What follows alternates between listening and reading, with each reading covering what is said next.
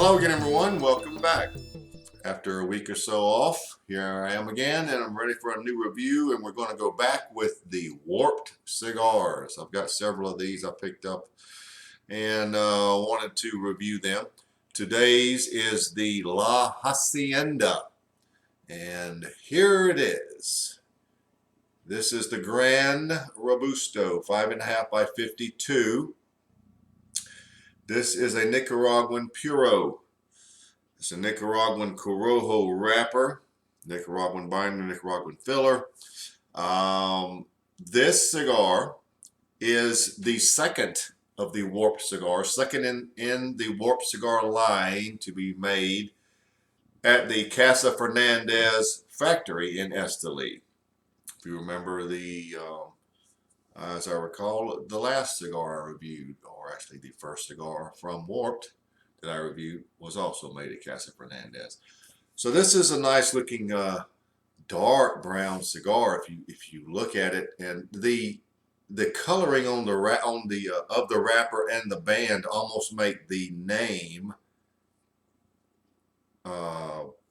fluorescent. It's pretty cool looking. I like nice looking bands, but they don't mean that much to me. Just a way to designate another cigar from another. You can't smoke the band. So let's get right to it. Oh, wait, there is the density. Sort of light in the hand. It's not very heavy, but it is classified as a Robusto, a Gran Robusto. So at any rate, let's get right to it. I don't believe there's anything else we need to go over. Everything else you can read on the blog. 5.5 by 52 Gran Robusto, La Hacienda from Warped Cigars. Alright, let's give it a little clip there. Can you see that? You don't need to see that. Who cares? There we go. Great draw.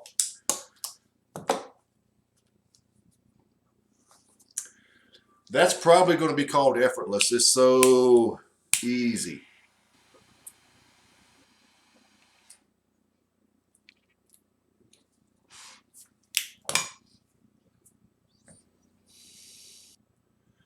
The flavors I'm getting are a dry cedar, a lot of sweet cream, some leather aspects, which is unusual for a Corojo, but I think it's just a type of Nicaraguan tobacco we're using here.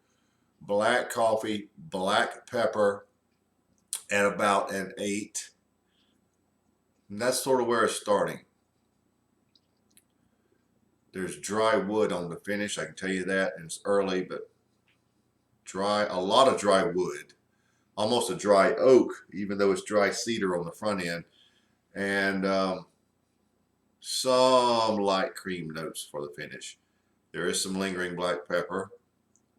I'll call it an average amount of black pepper on the finish, and that's sort of how it starts.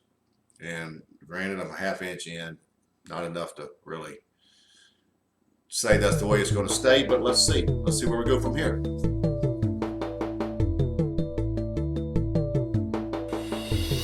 Well, I'm an inch in, maybe a little over, and I thought that the flavors would change. A lot of times they do. Actually, they're just like I reported initially, with the only exception there is more sweetness. The cream is almost I hesitate this, but marshmallow type cream. Almost has white chocolate aspects. Very sweet, but still you have that dry cedar and plenty of subdued, but not so subdued leather and black coffee.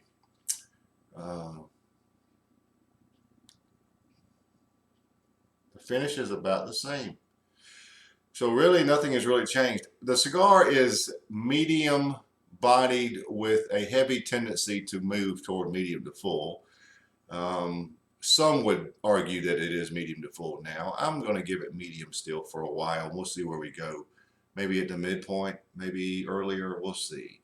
But not a lot has changed. It's a good, rather semi-powerful, semi-dark noted cigar.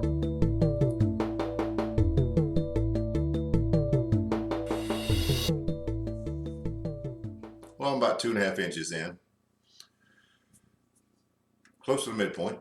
And there's brown sugar now that is sort of creeping in.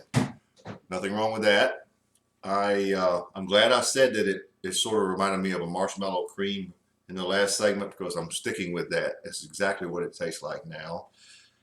To go with that dry cedar, everything else is the same. Leather is now elevated. It's not so subdued anymore. It's right there in your face. So medium to full bodied, I'll give you that. And finish is unchanged. So the only difference here is the addition of brown sugar and the increase in leather. Everything else about the same.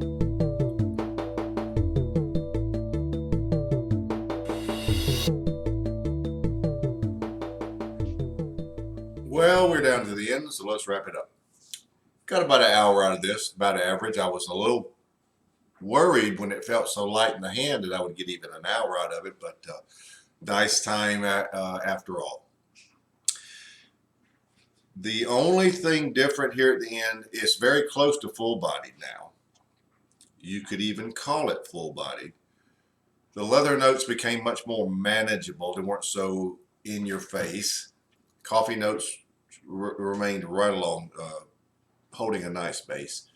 The dry cedar was going along. Everything was about the same. It's been a good cigar. It is not a typical tasting Corojo. This is much darker noted with that leather and the coffee. But the dry cedar was quite interesting. And the brown sugar combination and the marshmallow notes, marshmallow cream. Very good flavor profile. Warped Cigars is turning out to be a pretty good cigar. I'm sort of new to them, but they are well worth you trying. Very nice boutique cigar. I'm rating it a 92. I thought it was a very good cigar. I enjoyed it, and I really think you would too. Any seasoned cigar lover would probably pick up on these and like them also. So there you have it. The La Hacienda. I'll get it in a minute, folks. The La Hacienda Gran Robusto from Warped Cigars, 92. And I would point out, go to the blog. There is a link to sign the petition to stop the FDA from their intrusive warfare on the cigar industry. And it would basically kill companies like Warped Cigars. But go to that link. It takes 30 seconds at the most to sign the petition. We need to stop this intrusive rule, law, whatever, by the FDA that would basically do away with all cigars manufactured after 2007. Yes, you could appeal and pay an exorbitant amount of money. That in itself would kill just about every boutique brand, or a lot of the new brands that have come along since 2007 that you've come to know and love. They would be gone. So we need to stop this. Go and click the link and sign the petition. Make your voice heard. See you next time.